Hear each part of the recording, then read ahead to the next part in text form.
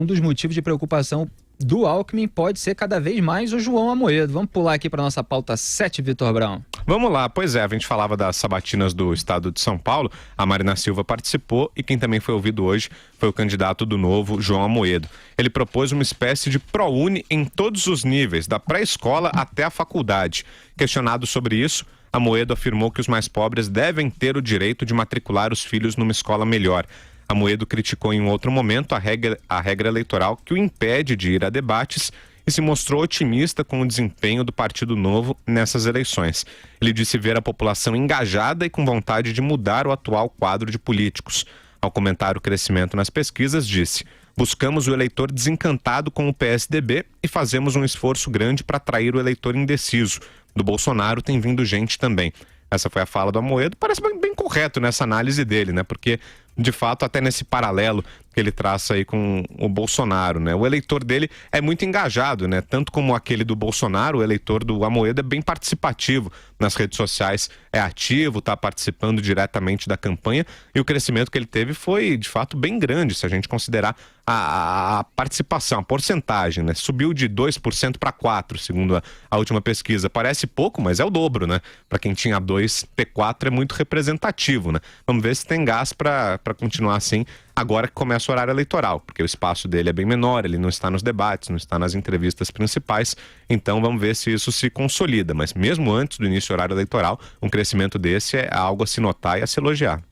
É isso aí. Na verdade, antes ele tinha até 1%, né? Nas pesquisas, ele cresceu para 2% na pesquisa da XP e aí na semana seguinte, dias depois, teve a pesquisa do BTG Pactual, em que ele ficou com 4% na pesquisa estimulada. Vocês comentaram isso ontem no programa, eu não estava aqui.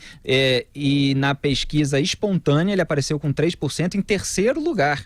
Quer dizer, atrás ali do Lula e do Jair Bolsonaro apenas, na frente até do Alckmin. E eu acho que ele está atraindo muitos eleitores, de fato, do Alckmin aqui em São Paulo, onde o Partido Novo está com uma presença forte. Eles fazem vários atos e eventos aqui. Aliás, na Avenida Paulista, todo fim de semana tem lá o pessoal de laranja, né? Eles estão chamando de onda laranja.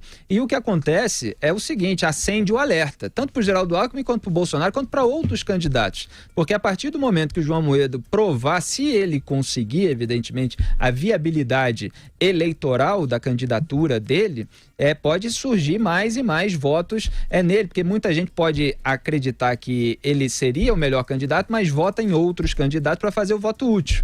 Pessoal mais à direita, tem gente, um público menos fiel ao Bolsonaro, é uma parcela, tá?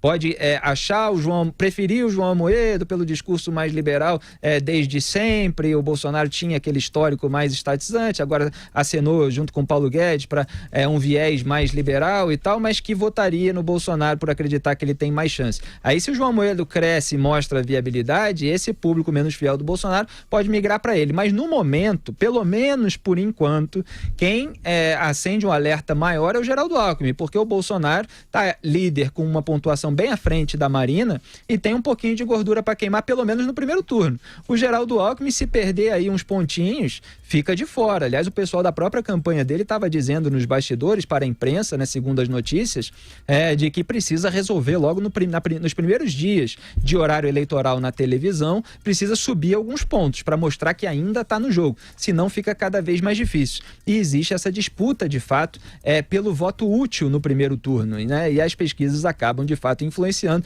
um dos motivos pelos quais muita gente não gosta das pesquisas. O João Amoedo tem bastante articulação verbal, respondeu muito bem as perguntas, ele tem algumas ponderações na área dos costumes que, evidentemente, não agrada ao eleitorado mais conservador do Bolsonaro.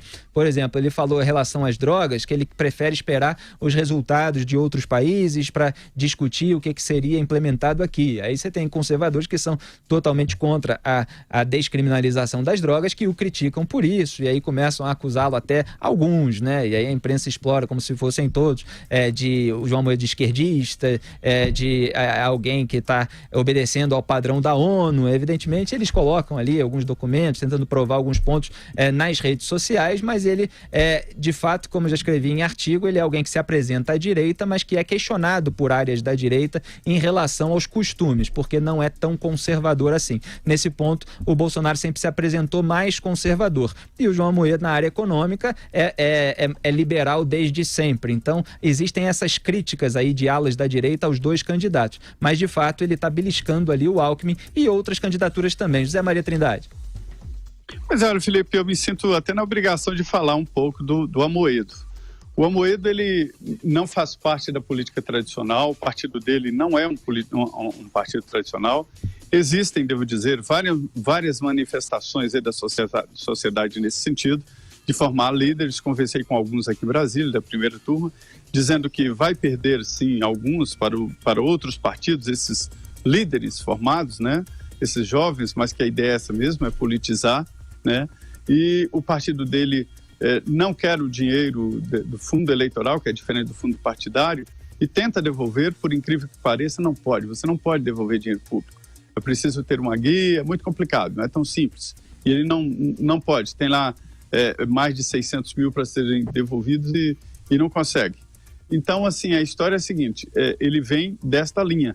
E é exatamente por isso, por não filiar novos oportunistas, né, que são os deputados que já estão eleitos e que pulam de partido em partido, segundo ou a sua opinião no momento, ou dinheiro ou vantagens a receber para a próxima eleição. Então, ele não tem o mesmo espaço que está tendo os outros, inclusive para a participação de estados.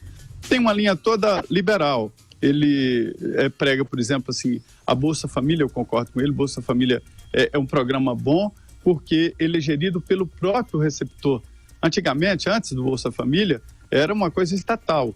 Comprava muito mais caro que uma Bolsa Família, aquela cesta básica, e colocava o exército caríssimo para sair distribuindo aquele trem pelo país inteiro, que não era nem usado às vezes porque chegava carunchado, ou chegava milho lá num lugar que ninguém consome milho. Então, a Bolsa Família, pelo menos, tem esse propósito de reduzir a miserabilidade, trazer da miséria para a pobreza.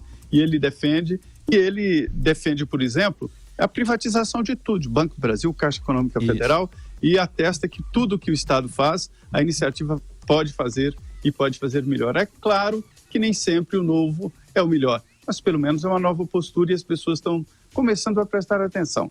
Talvez para a próxima ele tenha até mais força, não sei.